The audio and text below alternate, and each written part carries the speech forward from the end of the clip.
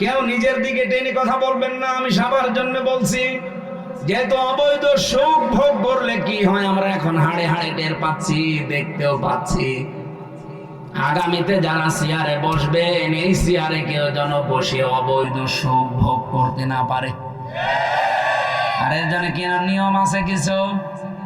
এই জন্যই তো ছাত্ররা জীবন দিয়েছে, চেষ্টা যেন অন্তত নিরপেক্ষ ভাবে মানুষ চেয়ারে বসতে পারে। আপনি যদি এই কাজগুলো না করে আবার বলেন যে চাই, কি চান? নির্বাচন চাই, দিয়ে দিলাম, কি হবে? দিনের ভোট রাতে হবে। আমি যা বলছি যদি একটা কথা মিথ্যা প্রমাণ করতে পারেন, আমি এখনই বন্ধ করে দেব। সংস্কার না করে যদি আপনি আবার এখনই নির্বাচন আজকে দিয়ে দেন, নির্বাচন হবে কিন্তু 24 সালের মতো। দিনের ভোট রাতে হয়ে যাবে, আমি গ্যারান্টি দিয়ে বলতে পারি। কারণ এই যে বাংলাদেশের যে কয়টা ডিসি, যে কয়টা এসপি, যে কয়টা টিএনও, যে কয়টা ওসি, সেগুলো আছে, শুধু চেয়ার পাল্টিয়েছে। নওগাঁর ডিসি গেছে কুষ্টিয়ায়, কুষ্টিয়ারটা কুমিল্লায়, কুমিল্লারটা চট্টগ্রাম, মাল তো একই আছে, খালি জায়গা পাল্টিয়েছে।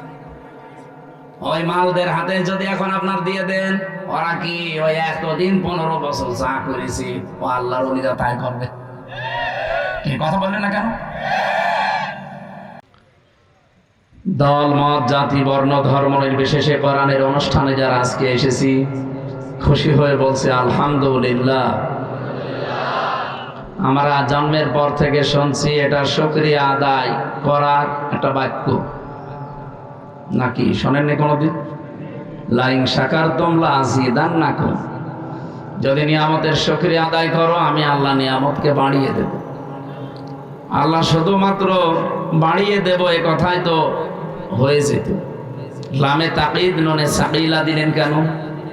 অবশ্যই বাড়িয়ে দেব।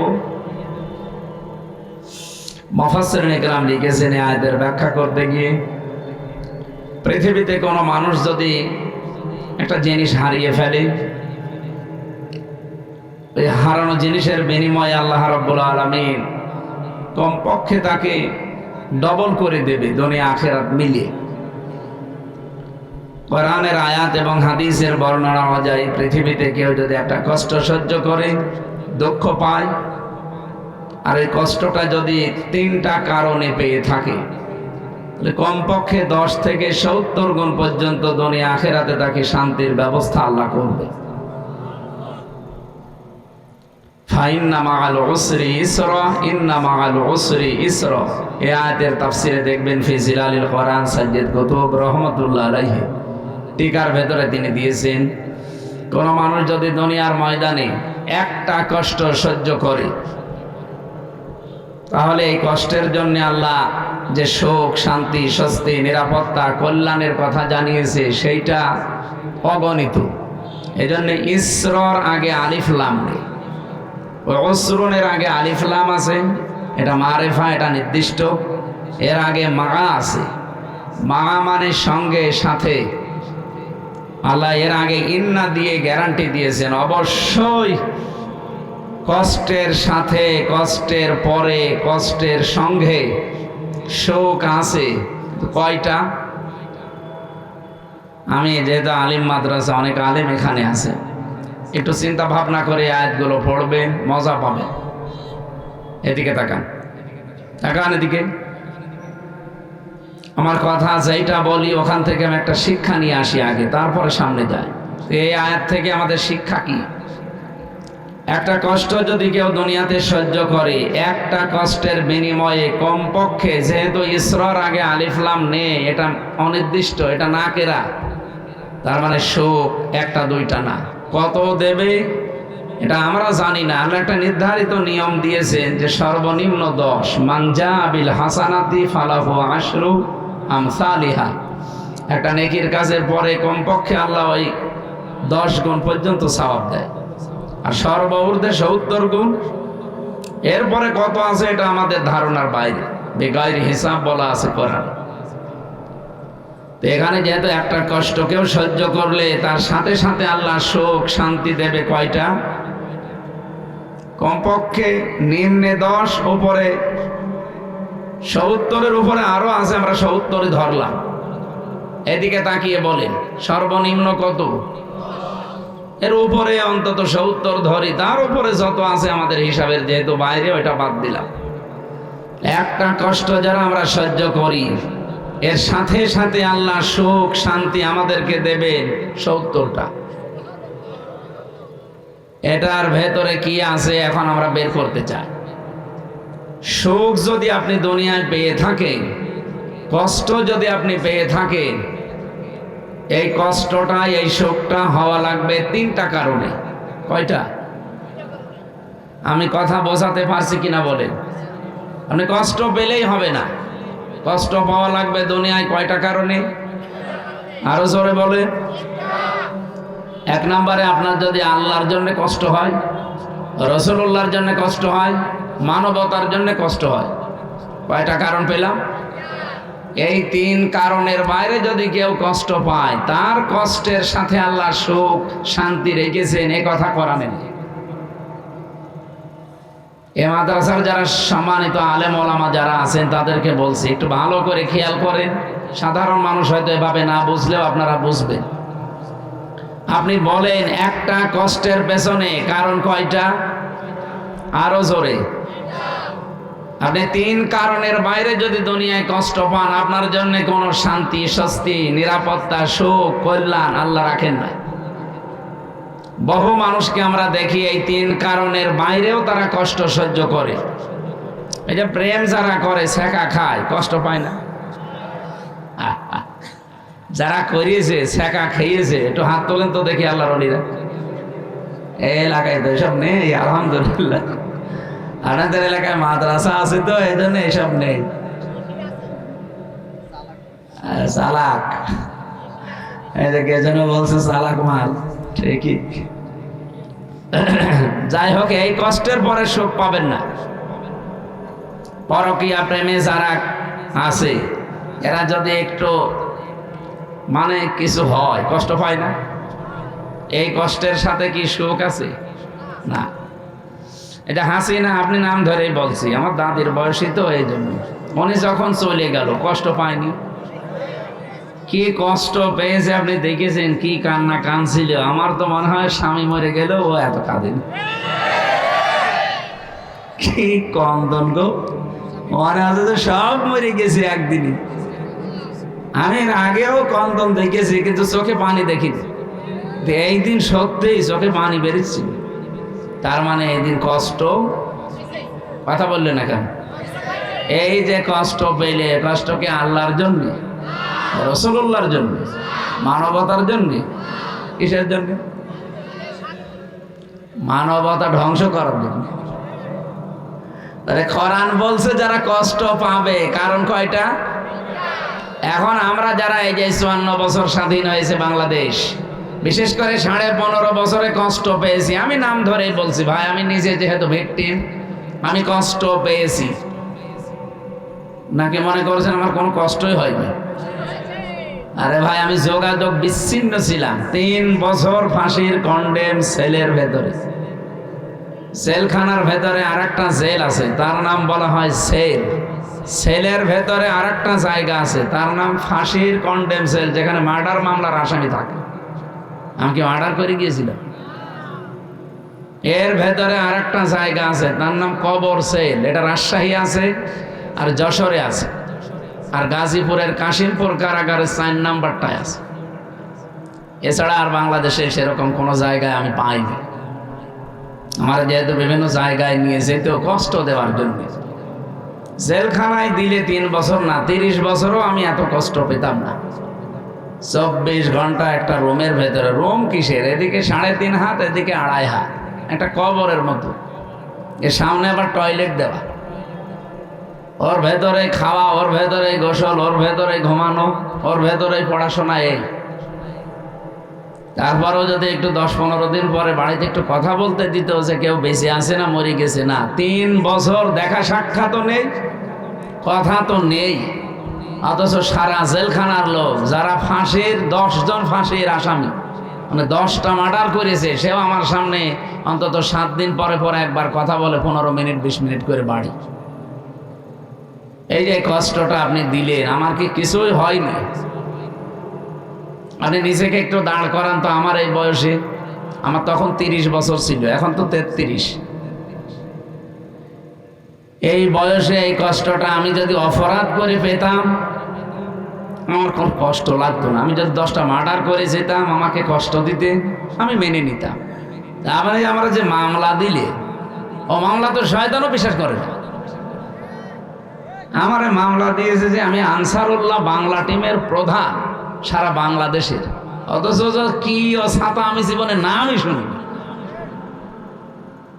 আনসারুল্লাহ বাংলা টিম যে কি, এটা জীবনে আমি নামও শুনিনি। ওর আগে ওই জেলে যেয়ে শুনলাম যে আনসারুল্লাহ বাংলা টিম নামে একটা টিম আছে, ওদেরকে জঙ্গি বানিয়ে বিভিন্ন দেশের মোড়লদেরকে এই ইন্ডিয়ার প্রেসক্রিপশন অনুযায়ী এই দেশে যারা দায়িত্বে ছিল তারা দেখাতো যে এই দেশে জঙ্গি আছে। অথচ এই যে ডিএমপি কমিশনার এখন আমাদের ঝিনাইদহ বাড়ি, শেখ সাজ্জাদ হোসেন, মানে 3 দিন আগে জানিয়েছে যে বাংলাদেশে জঙ্গি বলে কিছু নেই, এগুলো সব নাটক ছিল।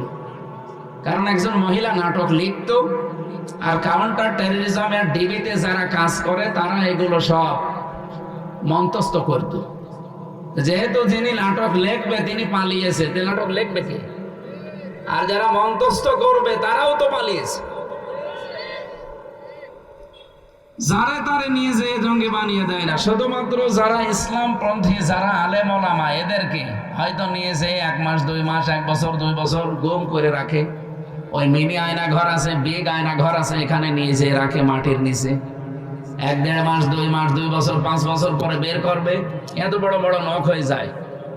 আমি নিজেও তো 10 দিন ছিলাম, প্রথমে দেখেছি ওই যে দেওয়ালে লিখে রাখে, এই বড় বড় নখ দিয়ে লিখে রাখে যে ভাই কেউ যদি বাইরে যেতে পারেনি, নাম্বারটা অন্তত জানাবে যে আমি বেঁচে আছি। সে লোকটা জানে না যে এটা কোন বছর চলছে, এটাতে 2025 সালও জানে না।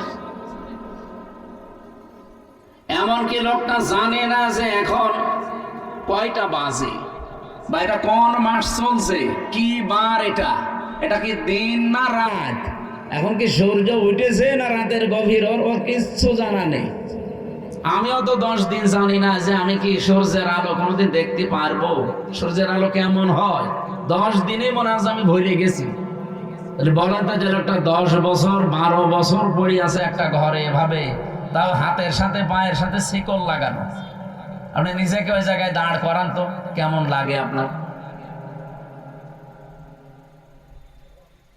এই যে নখ তোলে যে সমস্ত জিনিস দিয়ে, মেশিন, এগুলো আমাকে দেখিয়েছিল যে এগুলো আমরা দিয়ে নখ তুলি। আমার আগে ছাত্র দলের এক ভাইকে নিয়ে গেল, ও নখ তুলবে।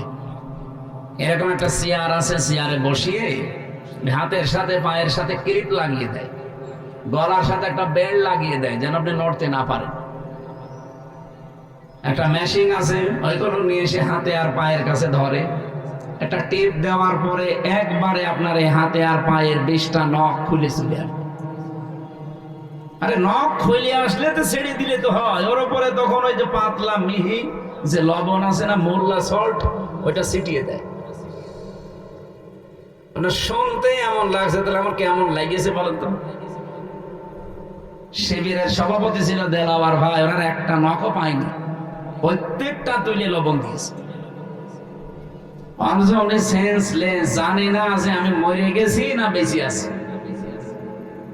তার আছে না পাতলা আছে মিহি তার, তার গরম করে লাল হয়ে যায়, তখন লজ্জাস্থানে ঢুকিয়েছে। পুরুষাঙ্গ ওনার নষ্ট হয়ে গেছে, পরবর্তীতে চিকিৎসার মাধ্যমে আল্লাহ আবার ফেরত দিয়েছে। আমার সামনে বলছিল রিমান্ডে ওই আসাদুজ্জামান, এটা কুলাঙ্গার, এই কাউন্টার টেররিজমের প্রধান ছিল, এবং ডিসি আব্দুল মান্নান, আরো চট্টগ্রামে বাড়ি আতিকুর রহমান ভুইয়া, এডিসি। আমি নাম ধরে বলছি কারণ আমি এই সাজাগুলো পেয়েছি তো। শেখ ইমরান হোসেন খুলনা বাড়ি, এরপরে জাহিদ হাসান, গোপালগঞ্জের মনিরুল ইসলাম,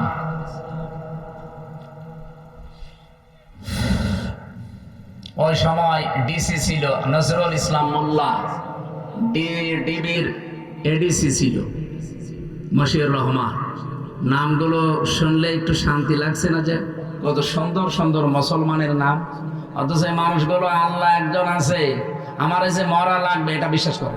আল্লাহর ভুল ধরতো আমার সামনে, কোরআনের আয়াতের বিভিন্ন বাংলা কটিশন বলতো যে আল্লাহর এটা ঠিক হয় না, আল্লাহরে যে মানে না, তাই আমারও ছাড়বে। এই 10 দিনে যে আমি কত গালি খেয়েছি আমার মা বাবা তুলে, আমি জানি আর আল্লাহ জানে। আর সাইদি সাহেবকে মনে হয় প্রতিদিন 50টা করে গালি দেয়। মামলা আমারে দিয়েছেন, আমার যদি দোষ থাকে আপনি খোঁজ করে বের করেন, আমারে কিছু বলেন। সাইদি সাহেবের গালি দেন কেন? এই মানুষগুলো একটা শুধুমাত্র এভাবে বসিয়ে রাখবে, একটা সুইচে টিপ মারলে 1 মিনিটে আপনি 120 বার ঘুরবেন। আপনার মাথার মগজ উলট পালট হয়ে যাওয়ার কথা না? ওই বাইরে যখন নিয়ে এসে আমার পাশের রুমে দিল, কি চিৎকার করে কান্না! এতে কঠিন ভয়ঙ্কর একটু বর্ণনা বললাম, এটা কিন্তু আমি ফেস করে এসেছি। এজন্য এখন আমার বুকে ব্যথা, মাজায় ব্যথা, পিঠে ব্যথা, ডায়াবেটিস, এগুলো একটা রোগও আমার ছিল না। সব এই জেলখানায় 3 বছরে হয়েছে। কারণ ভেতরে তো কোনো চিকিৎসা নেই। একজন ডাক্তার আছে 10,000 মানুষের জন্য একটা ডাক্তার, মহিলা ডাক্তার, তাও সব রোগের কথা তার কাছে বলাও যায় না। আর যে রোগের কথাই বলি ছাতা একই ওষুধ দেয়। যদি বলি ম্যাডাম আমার হাতে ব্যথা, ওই একই, মাথা ব্যথা একই। কেউ যদি বলে আমার ননু ব্যথা, ওই একই। আমার সামনে একজন যে বলছে যে আমার এই জিনিসের ব্যথা, ওই একই বলি। মহিলা করবে কি? কারণ এই কথা কি ওনার সামনে বলা যায়? একজন পুরুষ মানুষ যেখানে 25-30 বছর বয়স আমার, আমি এই জিনিস দেখাতে পারবো তার কাছে? তাও একজন দেখিয়ে ফেলেছি, মানে সহ্যের বাইরে চলে গেছি। কি করবো? জিনিসপত্র মানে মোটা হয়ে গেছে, ফুলে চিকিৎসা নেই, ও যে লেখার ওই একই বড়ি দেয়। তখন বলছে এই দেখেন, কি দেখবেন দেখেন। এই কঠিন পরিস্থিতি তৈরি করলো যারা, কষ্ট বলেন তো সত্যি করে বলেন, একটু কি হালকা আমি পাইনি? এই 3টা বছর আমার কাছে মনে হয় 30 বছর যা বেঁচেছিলাম তার চাইতেও বেশি কষ্ট পেয়েছি। তাহলে এক একটা কষ্ট পেয়েছি আমার নিজের কোনো দোষের কারণে, কোনো অপরাধের কারণে। হয় আল্লাহর জন্য তারা কষ্ট দিয়েছে, রাসূলুল্লাহর জন্য কষ্ট দিয়েছে, অথবা মানবতার জন্য। তাহলে কোরআনের আয়াত ছিল কি, কেউ যদি কষ্ট সহ্য করে একটা, কষ্টটা কার জন্যে? আল্লাহর জন্যে, রাসূলুল্লাহর জন্যে, মানবতার জন্যে। তার জন্যে কমপক্ষে মা যেহেতু আছে, যারা আরবি গ্রামার জানে বলেন তো মা এই শব্দের পরে আল্লাহ উসরুনের আগে আলিফ লাম দিয়ে এর সাথে নির্ধারিত করে দিয়েছে যে অবশ্যই একটা কষ্ট সহ্য করো দুনিয়ায়, একটা দুঃখ সহ্য করো। আমি আল্লাহ কমপক্ষে 10 থেকে 70টা সুখ, শান্তি, স্বস্তি, নিরাপত্তা, কল্যাণ দুনিয়া আখেরাত মিলে তোমার কপালে লিখে দিলাম। আল্লাহর এই ওয়াদা কি মিথ্যা হবে? বলেন বলেন। অন্তত 15.5 বছরে আমরা যারা 50টা কষ্ট পেয়েছি, না পাইনি? 50টা কষ্ট যারা পেয়েছি এই 3 কারণে, তাদের জন্য আপনি 50কে 70 দিয়ে গুণ দেন তো। 3500 কমপক্ষে সুখ শান্তি আল্লাহ আমাদের সামনে রেখে দিয়েছে। এগুলো দুনিয়া আখেরাতে আল্লাহ আমাদেরকে দেবে, এরপরে অন্য কিছু। এরপরের আয়াতটা যেহেতু আল্লাহ রিপিট করেছেন, এই জন্য বলছি। আল্লাহ রাব্বুল আলামিন বলেন ইন্না মাআল উসরি ইসরা। আগেরটা শুনে যেমন শান্তি পেয়েছো, পরেরটা একটু শোনো, কেমন লাগে বলবো। পরেরটা আল্লাহ জানাতে চেয়েছেন, দুনিয়া থেকে যদি একটা সুখ ভোগ করে, একটা সুখ যদি কেউ শান্তি ভোগ করে দুনিয়ায়, আর ওই সুখ যদি অবৈধ সুখ হয়, আবার তাকান এদিকে, আপনি সুখ ভোগ করলে অশান্তি পাবেন দুনিয়ায়, বিষয়টা এমন না। সুখ যদি হয় অবৈধ সুখ, এই শান্তিটা যদি অবৈধ শান্তি হয়ে থাকে, একটা সুখ শান্তি ভোগ করার বদলে এর সাথেও যেহেতু মা আছে, আপনি অবশ্যই দুনিয়াতে কমপক্ষে 10 থেকে 70টা অশান্তি দুনিয়ায় পাবেন। আগেরটা শুনে তো ভালোই লাগছিল, ছাতা পরেরটা বলে তো কেমন লাগছে। দুনিয়াতে আপনি একটা সুখ ভোগ করছেন, কিন্তু সুখটা অবৈধ সুখ। নওগাঁবাসী ইমান থেকে বলবেন, যদি থেকে থাকে আপনার বিবেকে যদি কাজ করে, 15.5 বছরে যারা ছিল তারা সুখ পায়নি। কথা বলছেন না কেন? এ সুখটা কি বৈধ সুখ না অবৈধ? আপনি সুখ ভোগ করবেন করেন, কিন্তু বৈধ ভাবে করেন। এই 15.5 বছরে 3 বার যারা ভোট করে নাম দিয়ে আপনি গেলেন ক্ষমতায়, সুখ পেলেন। আপনি তো ভোট করে যাননি, কারণ আমি নিজে ভিকটিম। 33 বছর বয়স এখন আমার। 18 বছর থেকে যদি ভোট দিতে আরম্ভ করতাম, আমি 3 বার ভোট দিতে পারতাম, একবারও পারি নাই। তার মানে 3 বার যারা ছিল বৈধ না অবৈধ? বলেন বলেন। অবৈধ ভাবে থেকেও কি তারা সুখ পায়নি? আপনি কি এত আসতে বলেন কেন?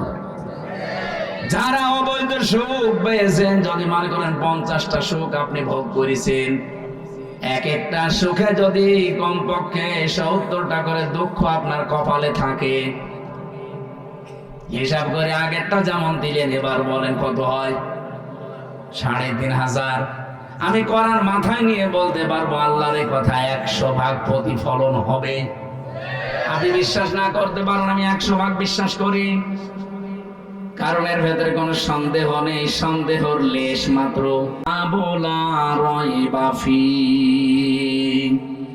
আল্লাহ পাক বলেন, আমার এই কোরআনের ভেতরে যত তথ্য দেওয়া আছে, সন্দেহ তো দূরের কথা, সন্দেহের অবকাশও নেই, মিথ্যা তো দূরের কথা। তাহলে বাস্তবে যেটা বললাম কোরআন দিয়ে আপনি এবার নিজের জীবনে মিলাবেন। মাস্ট বি দুনিয়ায় যারা অবৈধ সুখ ভোগ করেন, এই যে পরকীয়া প্রেমী যারা আছে, তারা কি সুখ পায় না? সুখ না পেলে 2-3টা ছেলে মেয়ে রেখে চলে যায়। ও মনে হয় গিয়েছে। এত জোরে বলেন কেন? এলাকায় যদি কেউ অবৈধ সুখে থাকেন, এই মুহূর্তে আপনি থেমে যান। আর সুখ আপনি হয়তো কিছু পাচ্ছেন, দেখ একটা অবৈধ সুখের কারণে কমপক্ষে 70টা দুঃখ সামনে আপনার অপেক্ষা করছে। সুতরাং এই প্রেম ছেড়ে দেওয়া লাগবে, পরকীয়া প্রেম। যারা রাজি আছেন হাত তোলেন তো। কার সাথে লাইন? আপনি বিয়ে করেছেন? বিয়ে করলে তো আপনারা লাইন করার দরকার। আমি এখান থেকে একটা শিক্ষা দিতে চাই, যেহেতু রেকর্ড হচ্ছে, এটা জাতির জন্য বলবো। এটা আমার অন্যদিকে নিয়েছেন না, হুজুর যা বলো সব আমার গায়ে লাগে। যেহেতু অবৈধ সুখ ভোগ করলে এক একটার জন্য শাস্তি কয়টা? আরো জোরে। এতদিন যারা এগুলো করেছে তাদের এখন শাস্তি আপনি দেখতে পাচ্ছেন। এত কিছু তারা করেছিল, এখন ভোগ করতে পারছে না। কয়েকদিন আগে সিঙ্গাপুরে ছিলাম, মালয়েশিয়া, কয়েকটা দেশ ঘুরছিলাম, দেখি এই দেশ থেকে যারা পালিয়ে গেছে ওরা কিন্তু ওই দেশের সাহেব পাড়া বানিয়েছে, সেকেন্ড হোম ওদের আছে, থাকতে পারে না, তালা লাগানো, থাকে হচ্ছে হোটেলে। আমি যে হোটেলে উঠেছিলাম, নিচে নেমে দেখি 2 শয়তান চা খাচ্ছে। কি গো হুজুর, আমরা আগেই পালিয়েছি। আপনি পালাইলেন কেন? আপনার না 620টা বাড়ি। আচ্ছা, চট্টগ্রামের একজন ছিল না, কি মন্ত্রী যেন, ভূমি মন্ত্রী, 620টা বাড়ি আছে শয়তান। একজনের বাড়ি লাগে কয়টা বলেন তো? আমার বাবার একটা বাড়ি, তা আমি থাকার সময় পাই না। আর শয়তানি 5 বছরে 620টা বাড়ি বানিয়েছে। আমার মনে হয় এই 9 মাস যদি থাকতো, ও আরো 200 বাড়ি বানাইতো। বানিয়ে কি করলে? একটাও তো থাকতে পারেন না। এখন এই যে হোটেলে থাকা লাগে, কয়েকদিন থাকবেন এভাবে? সাহেব পাড়ায় থাকতে পারেন না, হলে থাকবো ওখানে। বাংলাদেশের 20 লাখ মানুষ এই মালয়েশিয়া আছে, আমার পিটিয়ে ভাতা বানিয়ে ফেলবে।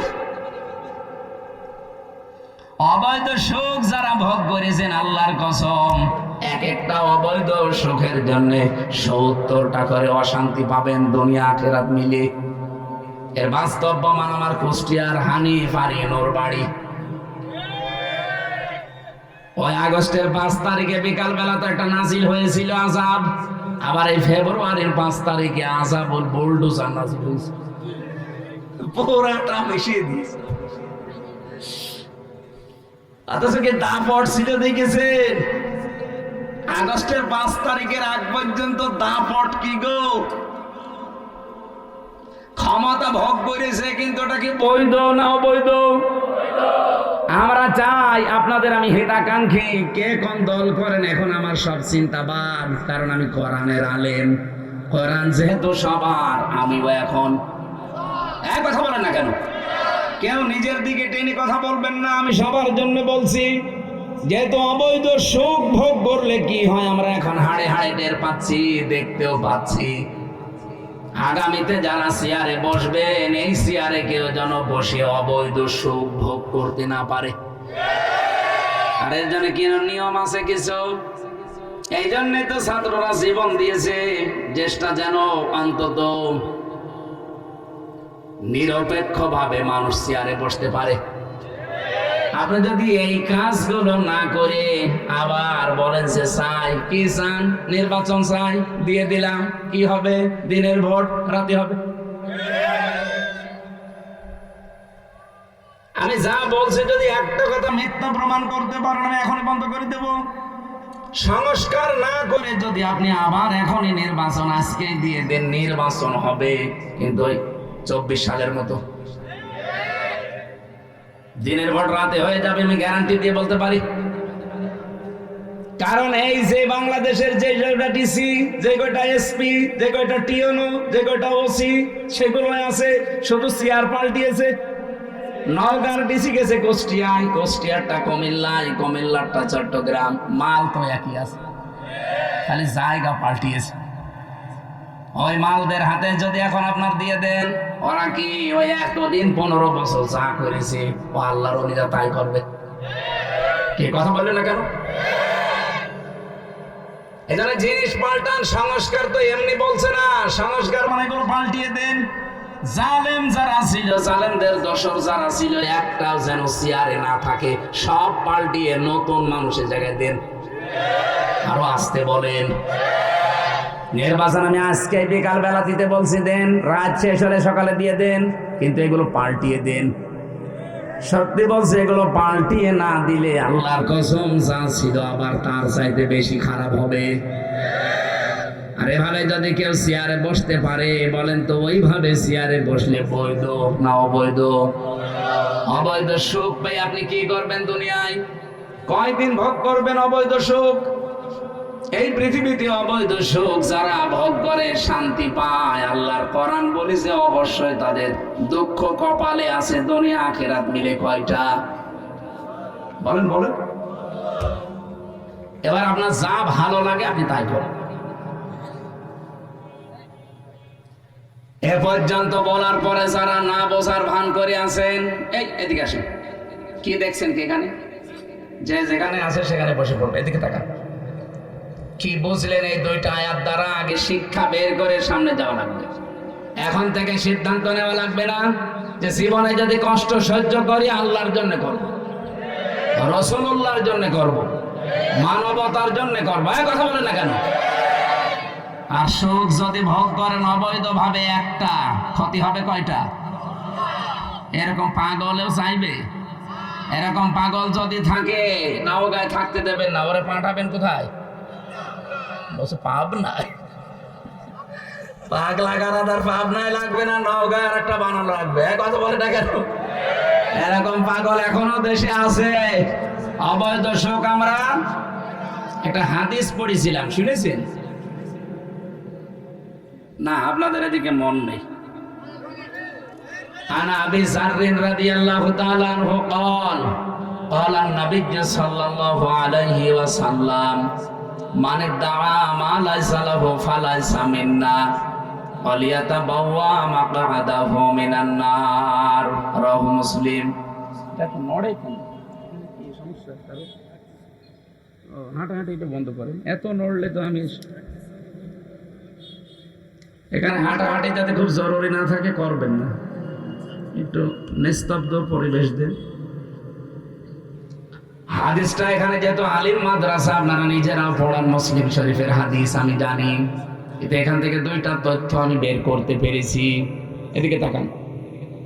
নবীজি বলেন, মানিদ দাআ মা লাইসা লাহু ফালাইসা মিন্না। যেই জিনিস তোমার না, ওইটা যদি নিজে দখল করে নাও, নিজের আয়ত্তে রেখে দাও, যেই দিন এই কাজ করবা, ওই দিন থেকে তুমি আমি নবীর উম্মত নেই। শুনে নাউজুবিল্লাহ পড়ছেন, বাস্তবতা বলবো।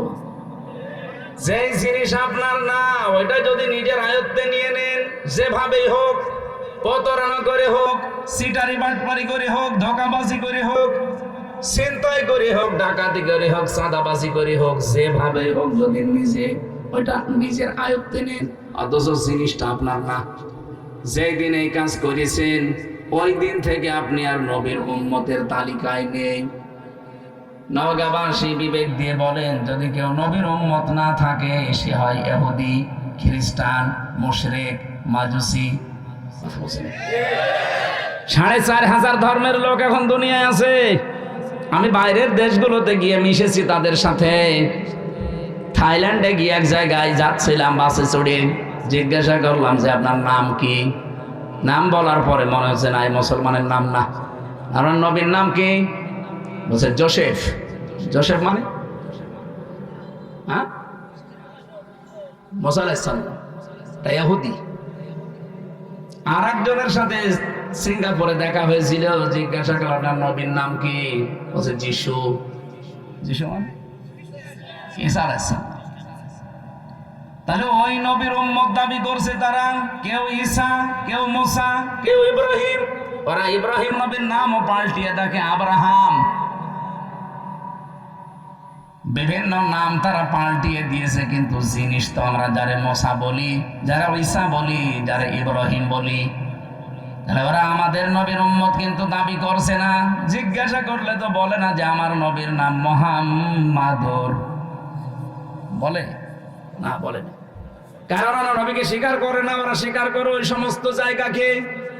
যদিও তারা মুসা নবীর আদর্শের ওপরেও নেই, যদি তারা ইব্রাহিম নবী, ঈসা নবীর আদর্শের ওপরেও নেই। এই পৃথিবীতে এখন ইসরায়েলে যে ইহুদি দাবি করছে, এটা বিশ্ব, এটা বেহায়া, বেলজ্জা, এবং এরা নাফরমান সবচাইতে পৃথিবীতে বড়। কারণ ওরা নবীর নাম বলে, কিন্তু নবীর আদর্শ ওদের ভেতরে নেই। ওরা ইহুদিরা মুসা নবীকে বলে আমাদের নবী জোসেফ, কিন্তু কোনদিন মুসা নবীর আদর্শ ওদের জীবনে আছে? 1940 সালে ওদেরকে থাকতে দিয়েছিল দয়া করে এই ফিলিস্তিনের মানুষগুলো। খালি পায়ে খালি গায়ে সারা দুনিয়া ঘুরছিল, কেউ নেয়নি। দয়া করে মানবিকতার খাতিরে থাকতে দিয়েছিল, আর শয়তানরা এখন তাদেরকে এই দেশ থেকে তাড়িয়ে দিচ্ছে। আল্লাহ ধরে না, এবার ধরেছে। ইন্না বাতশা রাব্বিকা লাশাদীদ ইন্নাহু হুয়া ইউবদিউ ওয়া ইউঈদ। আল্লাহ পাক বলেন, আমি কিছু বলি না, কাউকে ধরি না, যদি কাউকে একবার ধরি আমি ওরে ছাড়ি না। ইসরায়েলে এখন যে দাবানল চলছে, জেরুজালেমের রাস্তা পর্যন্ত বন্ধ আছে 3 দিন। আপনি টের পাচ্ছেন? এতদিন পর্যন্ত এই জালেমদের অত্যাচারে মুসলমানরা বাড়ি ঘর ছেড়ে দিয়ে পালিয়েছে, আর ওরা এখন আল্লাহর গজবে বাড়ি ঘর ছেড়ে পালাচ্ছে। কত উন্নত প্রযুক্তির মেশিন লাগিয়েছে তারা, পানি দিচ্ছে লেভানোর জন্য আগুন, কিন্তু না যত দেয় তত আরো চলে। কারণ এই আগুন তো আর হামজা লাগায়নি, আগুন লাগিয়েছে কে?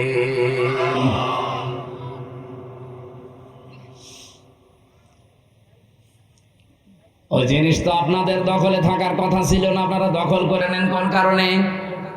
যেই জিনিস আপনার না, ওইটা যদি আপনি দখল করে নেন, আল্লাহর কসম করে বলছি, ওই দিন থেকে আপনি কিন্তু নবীর উম্মত আর নেই। আগস্টের 5 তারিখের পরে অনেক মানুষের চরিত্রে আমরা এগুলো দেখতে পেয়েছি, যে জিনিস যার না সেইটা নিজের করে নিয়েছেন।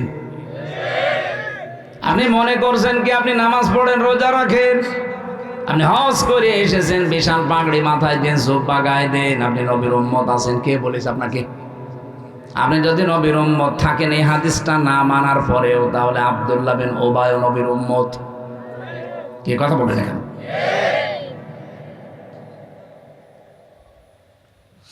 এই যে ভারতে মুসলিম আমাদের বাপ দাদা যারা হাজার হাজার লক্ষ লক্ষ বিঘা জমি জায়গা তারা ওয়াকফ করেছিল মসজিদ, মাদ্রাসা, খানকা, ঈদগাহ, গোরস্থানের জন্য। অথচ পৃথিবীর এই নিকৃষ্ট মানুষের তালিকায় যে 6 জন মানুষের নাম আছে তার ভেতরে মোদি আছে 3 নম্বরে। এই মোদি 3 নম্বর লোক। এই তামাম দুনিয়া তাকে ঘৃণা করে। শুধু বাংলাদেশের মানুষ আমরা না, তামাম দুনিয়া। এটা রিপোর্ট দিয়েছে মাইক্রোসফট, খ্রিস্টানরা বানিয়েছে রিপোর্ট। পৃথিবীর 257টা রাষ্ট্র মিলে তারা রিপোর্ট বানিয়েছে পৃথিবীর নিকৃষ্ট মানুষ কারা। 6 জনের নাম এসেছে, নেতানিয়াহু একজন, মোদি একজন, আর যেটা পালিয়েছে ওইটা আছে। ওটা নিজে ডাকতে ও নাম বলা যাচ্ছে না। আপনি কি মনে করছেন এই মানুষগুলোকে শুধুমাত্র আমরা খারাপ বলছি? কে বলেছে? তামাম দুনিয়ার যত সৃষ্টি আছে ওদেরকে সামনে নিয়ে যান, ওরা এই নামগুলো শুনলে ঘৃণা ভরে প্রত্যাখ্যান করছে। একটু বিবেকের তাড়নায় কথা বলেছিল ভারতের একজন সেনাবাহিনীর একজন দায়িত্বশীল, তাকে আজকে নামিয়ে দিয়েছে, বাদ দিয়ে দিয়েছে। বিবেক বহির্ভূত কাজ পৃথিবীতে সবচাইতে বেশি করছে এখন ইন্ডিয়া। মুসলিমদের এই বিষয়গুলো এখন তারা ওয়াকফ আইন বাতিল করে দিয়ে নতুন করে অবৈধ আইন বানিয়ে এখন মুসলমানদের এই সম্পদগুলো সব নিয়ে নিচ্ছে। সম্পদ নিয়ে নিলে তো হয়, আগে ধরেছে তারা আল্লাহর ঘর মসজিদগুলো, একটা একটা করে সব মসজিদ তারা ভেঙ্গে গুড়িয়ে দিচ্ছে। পৃথিবীর মানুষেরা মাটির নিচে আমরা শুনি যে তারা তেল পায়, গ্যাস পায়, সোনা পায়, রূপা পায়, আর এই শয়তানরা শুধু মাটির নিচে মন্দির পায়। তাও যেখানে সেখানে মন্দির পায় না, শুধু মসজিদের নিচে। যে এই মসজিদ ভাঙ্গে বলে এখানে 500 বছর আগে মন্দির ছিল। আমরা যদি এখন বাংলাদেশে আওয়াজ তুলি যে ঢাকার স্বামীবাগে যে ইস্কন মন্দির, এটা 1000 বছর আগে মসজিদ ছিল, মেনে নেবেন? এই জন্য হিন্দু ভাইদেরকে বলবো, আজকে গোবিন্দ পরামানিকের বক্তব্য শুনেছেন, হিন্দু মহাজোটের মহাসচিব তিনি, সভাপতি। এই লোকটা জানাচ্ছে তামাম পৃথিবীর হিন্দুদেরকে আহ্বান জানায়, এই মাতাল মোদিকে আপনারা থামান।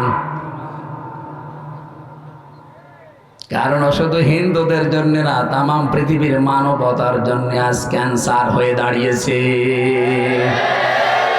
পরে যদি না থামানো যায় পৃথিবীর সামনে কিন্তু বসবাসের অযোগ্য হয়ে যাবে। অলরেডি দাঙ্গা আরম্ভ করে দিয়েছে ভারতে। আরে ভাই, দাঙ্গা ওখানেই থাকবে না, দেখেন 10 দিন পরে ঢুকলো বলে বাংলাদেশে। কারণ আশপাশের কোনো রাষ্ট্র এখন নিরাপদ না। কোন রাষ্ট্রের সাথে এই কোলাঙ্গারদের সম্পর্ক ভালো নেই। ওদের সম্পর্ক ভালো আছে মালদ্বীপের সাথে। যে কয়েকদিন আগে আমার এই হোসাইন মালদ্বীপ শ্রীলঙ্কা ঘুরে আসলো, সব মালদ্বীপের সাথে ওদের সম্পর্ক ভালো নেই, শ্রীলঙ্কার সাথে ভালো নেই, ভুটানের সাথে ভালো নেই, পাকিস্তানের সাথে তো নেই, আফগানিস্তানের সাথেও ভালো নেই, মায়ানমারের সাথে ভালো নেই। আমাদের সাথে ভালো ছিল, ববু ছিল, ববু নেই, ভালো নেই। বউ চলে যাওয়ার পরে আমরা খুব মুসিবতে আছি। একজন বলছে ঠিক,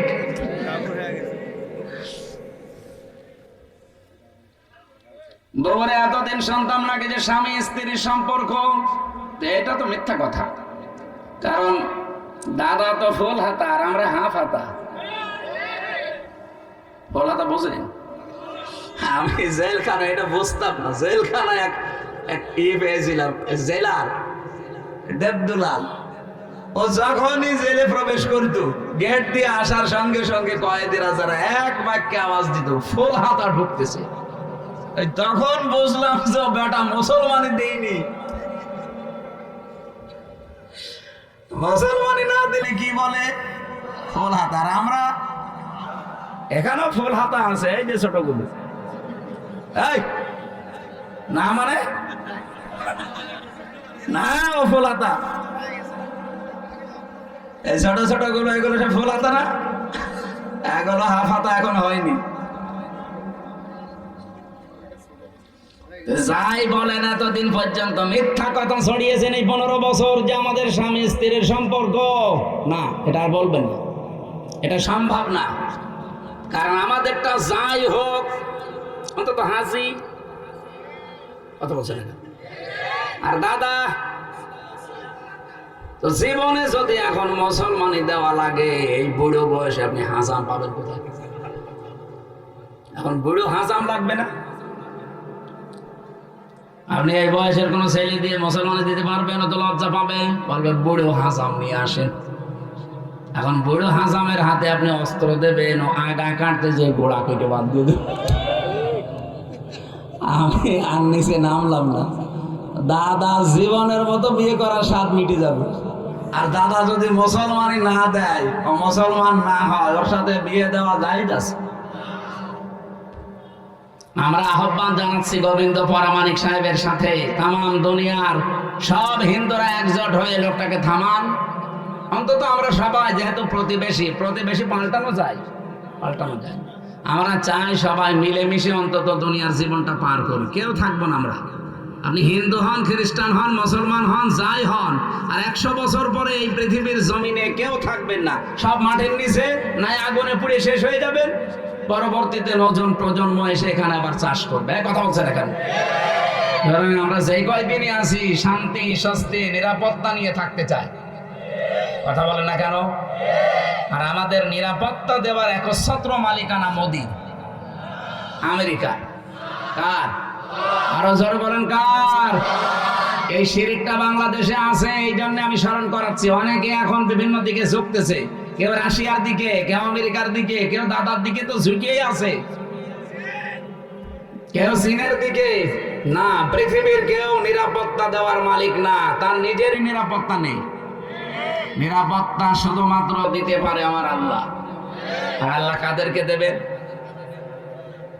কোরআনে কারিমে সূরা আনআম 7 নাম্বার পারা 17 নাম্বার পৃষ্ঠার 1ম নাম্বার লাইনের 82 নাম্বার আয়াতে আছে, আল্লাযীনা আমানু ওয়া লাম ইয়ালবিসু ঈমানাহুম বিযুলমিন উলাইকা লাহুমুল আমনু ওয়া হুম মুহতাদুন। বলেন আল্লাহু আকবার। আল্লাহ পাক বলেন, দুনিয়ায় যারা ঈমান আনবে আর ঈমানের সাথে যারা শিরিক, জুলুম, এখানে জুলমুন মানে আর শিরকিন, যারা জুলুম এবং শিরিক তাদের ঈমানের সাথে মিশ্রণ করবে না, উলাইকা লাহুমুল আমনু, এই মানুষগুলোই আল্লাহর কাছে নিরাপত্তার হকদার। ও বাংলার মুসলমানেরা, আমরা তো আর খ্রিস্টান না, আমরা তো এখানে মুশরিক না, আমরা এখানে 92% মুসলমান। অন্যান্য ইবাদত বন্দেগী কম থাকতে পারে, কিন্তু নামের আগে আমার মুহাম্মদ আছে। 92% মুসলমান আমরা। শান্তি, স্বস্তি, নিরাপত্তা আল্লাহ দেবেন। উলাইকা, আল্লাহ বলেন আঙ্গুল দিয়ে মনে হচ্ছে দেখাচ্ছে, ইসমে ইশারা, উলাইকা লাহুমুল আমনু, এই মানুষগুলোই লাহুমুল আমনু, এদেরকে আমি আল্লাহ নিরাপত্তা দেব, এরা নিরাপত্তার হকদার। যদি তারা ঈমান আনার পরে ঈমানের সাথে শিরিক আর জুলুম মিশ্রণ না করে। বাংলাদেশে ঈমানদার যারা দাবি করতাম, তাদের সাথে শিরিক আছে না নেই? জুলুম আছে না নেই? বলেন বলেন। শিরিক কি, জুলুম কি, এই দুইটা যদি আপনি পরিষ্কার হয়ে যান, ওই দুইটা থেকে নিজেকে মাহফুজ রাখবেন, হেফাজত করবেন। আল্লাহর কসম, দুনিয়ায় কেউ পাশে না থাক, হেফাজত করার দায়িত্ব নিয়ে নেবে কে?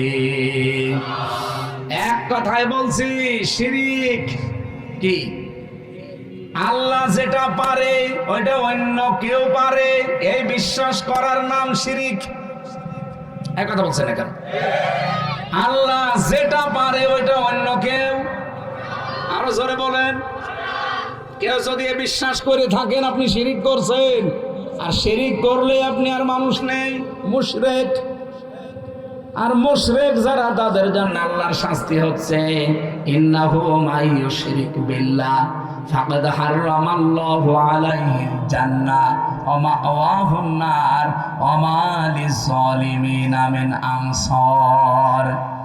সূরা মায়েদা 6 নাম্বার পারা 19 নাম্বার পৃষ্ঠার 12 নাম্বার লাইনে আয়াতটি আছে, কোন মানুষ যদি পৃথিবীতে শিরিক করে, 1 নাম্বার শাস্তি আল্লাহ তাকে জান্নাত হারাম করে দিয়েছে, আর জাহান্নাম তার জন্য আশ্রয় স্থল। বলেন নাউজুবিল্লাহ। আজকে থেকে সিদ্ধান্ত নিয়ে ফেলেন, আল্লাহ যেটা পারে ওইটা অন্য কেউ দুনিয়ায় পারে? আরো জোরে বলেন, না পারে না। আমি আজকে একটা শিরিক পেয়েছি, যে বাড়িতে ছিলাম উনি ওই বিশ্বাসে বলেছে কিনা আমি জানি না, কিন্তু বিশ্বাস যদি থাকে আপনি আজকেই পাল্টাবেন। যেমন পেছনে বসে আছে, ওনার 2টা ছেলে আছে, আর একটা ছেলে নাকি স্ত্রীর পেটে, ওইটাও স্নান করে দেখেছে ছেলে হবে। পানি নিয়ে এসে বলছে হুজুর এমন পানি পড়বেন যেন মেয়ে হয়। মনে হচ্ছে আমি ডাউনলোড করে দেব। অনেক জ্ঞানী মানুষ, হয়তো এই লাইনের মানুষ না, জেনারেল শিক্ষিত মানুষ। এরকম বহু মানুষকে আমরা এটা পাই, যে মানুষগুলোর বিশ্বাস আল্লাহ যেটা পারে দুনিয়ায় অন্য কেউ এটা পারে। আমার উপরে বিশ্বাস করেছে যে পানি এমন ভাবে পড়বেন যেন এবার ছেলে না হয় মেয়ে হয়। পানি পড়া, আপেল পড়া দিয়ে যদি ছেলেকে মেয়ে বানিয়ে দিতে পারতাম, তা আমার ম্যাডামের কি হইতো? এটা তো একটা বললাম, এবার আর একটা বলছে, নাকি বলবো না? কোরআনে কারিমে যে বিধান আল্লাহ দিয়েছেন এ পৃথিবী চালানোর জন্য, দুনিয়ার মানুষ যদি কেউ নবীকে জিজ্ঞাসা করত ওই সময়, ইয়াকুলুনা হাল্লানা মিনাল আমরি মিন শাইইন কুল ইন্নাল আমরা কুল্লাহু লিল্লাহ। আল্লাহ পাক এটা সূরা আলে ইমরানে আছে, 4 নাম্বার পারা 9 নাম্বার পৃষ্ঠার 3 নাম্বার লাইনের 154 নাম্বার আয়াতের মাঝের অংশে পাবেন। এটা তাফসিরে ফি জিলালিল কোরআনে সাইয়্যিদ কুতুবে বাবা লিখেছেন। এই জিলাই ওঠাওঠি করেন না, বসেন বসেন, ওখানে বসিয়ে দেন।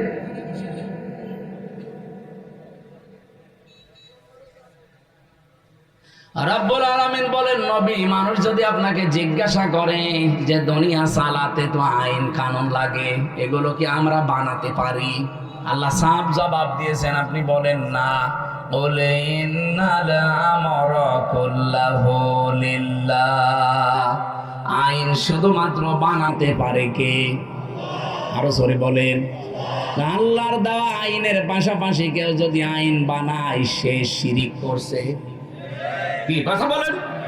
আপনি 318 পৃষ্ঠার এই বইটা পড়েন, এই যে নারী কমিশন বানিয়েছে, যেটা পুরাটা পড়ে দেখেছি আমি। এখানে আমার দৃষ্টিতে প্রত্যেকটা পয়েন্টে তারা ভুল করেছে, আর অধিকাংশগুলো আল্লাহর কোরআনের আয়াতের বিরুদ্ধে লিখেছে।